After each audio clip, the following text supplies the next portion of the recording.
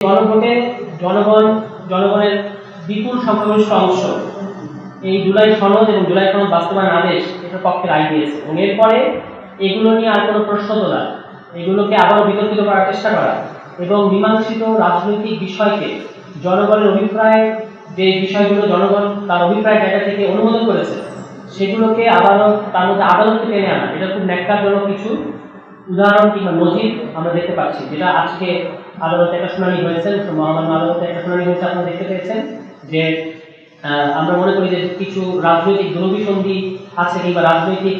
উদ্দেশ্য প্রণোদিতভাবে এই জনগণের অভিপ্রায়কে জনগণ এবং আদালতকে মুখোমুখি দাঁড় করানোর একটা প্রচেষ্টা কিন্তু এর মধ্যে আছে। কারণ আদালত কখনোই রাজনৈতিক প্রশ্নে অংশ নেন না, আদালত সবসময় জনগণের অভিপ্রায়ের অধীনে কাজ করেন এবং জনগণের অভিপ্রায়কে প্রোটেক্ট করাই হচ্ছে আদালতের কাজ। সেই অর্থে এই গণভোট, জুলাই সনদ বাস্তবায়ন আদেশ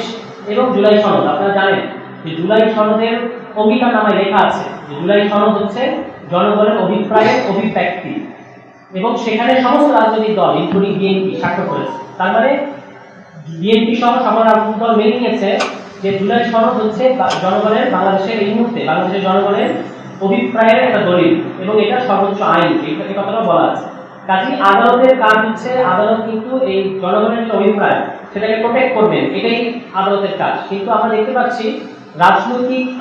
উদ্দেশ্য প্রণোদিতভাবে